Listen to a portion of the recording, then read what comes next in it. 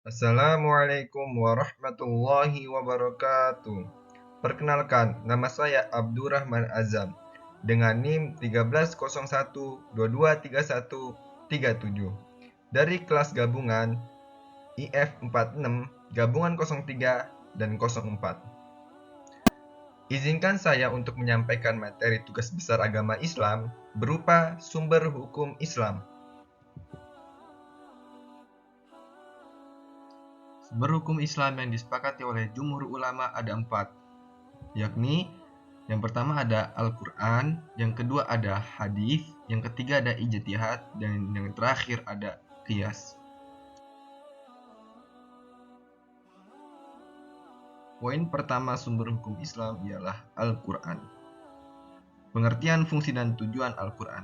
Al-Quran menurut bahasa berarti bacaan atau yang dibaca.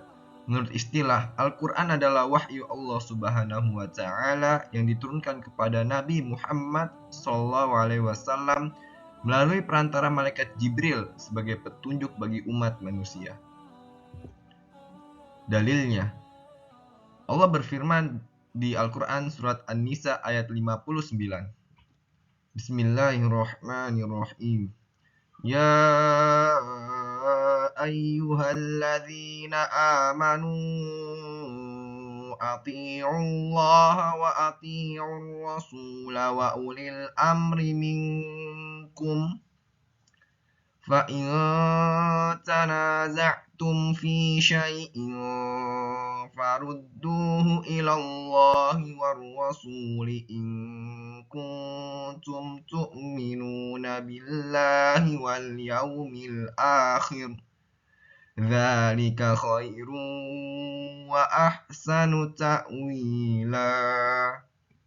Artinya, hai orang-orang yang beriman, taatilah Allah dan taatilah Rasul-Nya, dan ulil amri di antara kamu.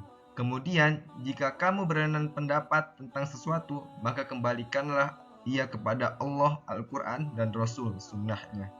Jika kamu benar-benar beriman kepada Allah dan hari kemudian, yang demikian itu lebih utama bagimu dan lebih baik akibatnya.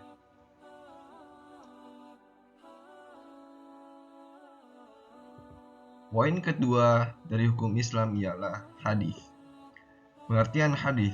Hadis menurut istilah syara' ialah hal-hal yang datang dari Rasulullah SAW, baik itu ucapan, perbuatan, atau pengakuan, takrir. Fungsi atau tujuan. Hadis adalah sumber pokok ajaran Islam yang tentunya dapat memberikan penjelasan lebih lanjut ajaran Islam yang tercantum dalam Al-Quran. Yang pertama, menjelaskan maksud dari ayat-ayat Al-Quran yang masih bersifat umum. Yang kedua, memperkuat pernyataan yang ada dalam sumber Al-Quran. Dan yang ketiga atau terakhir, menetapkan hukum baru yang tidak terdapat dalam Al-Quran.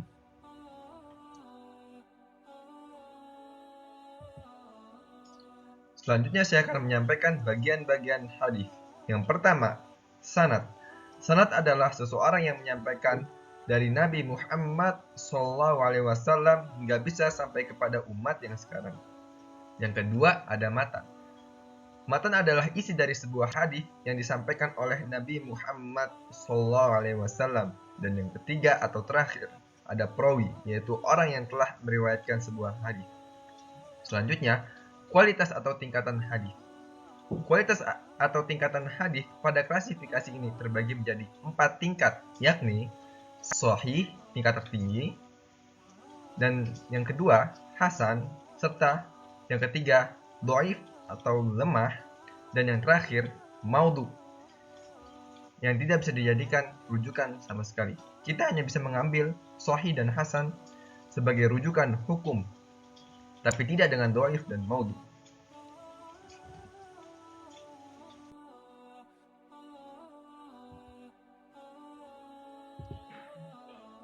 Selanjutnya ada ijtihad. Ijtihad adalah proses menetapkan hukum syariat Islam dengan mencurahkan semua pikiran dan tenaga secara sungguh-sungguh. Jadi dapat dikatakan bahwa ijtihad merupakan penetapan sumber hukum Islam. Contoh dari ijtihad ialah dalam kehidupan zaman sekarang, para ulama melakukan ijtihad dalam proses penentuan 1 Ramadan dan juga 1 Syawal. Mereka akan berdiskusi untuk menentukan dan menetapkan 1 Ramadan dan 1 Syawal berdasarkan perhitungan serta hukum Islam yang ada sebelumnya.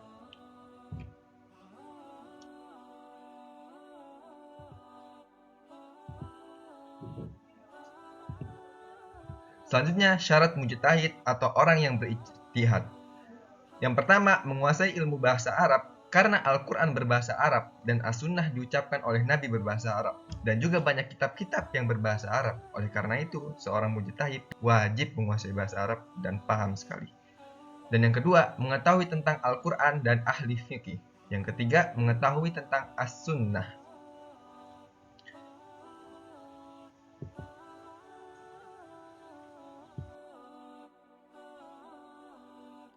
Poin pengambilan sumber hukum Islam yang keempat atau yang terakhir ialah qiyas. Pengertian qiyas. Qiyas berarti mempertemukan sesuatu yang tidak ada nas hukumnya dengan hal lain yang ada nas hukumnya karena ada persamaan ilat hukum.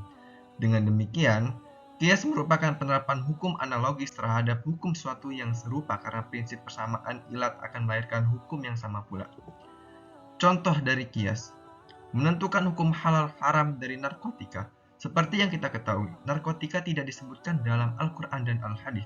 Selain itu, belum ada di zaman Nabi Muhammad SAW.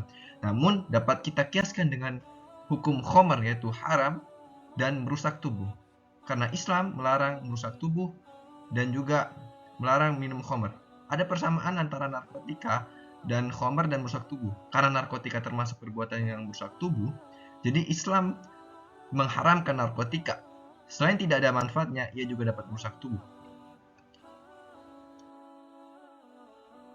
Selanjutnya, kesimpulan dari materi yang saya bawakan ialah sumber hukum Islam yang disepakati oleh jumhur para ulama ada 4, yakni Al-Quran, hadis, ijtihad, dan yang terakhir qiyas. Dan ketika terjadi perbedaan pendapat di antara para ulama, kita harus menyikapinya dengan cara yang bijak. Oke, dan yang terakhir, terima kasih. Saya Abdurrahman Azam dengan NIM 1301223137.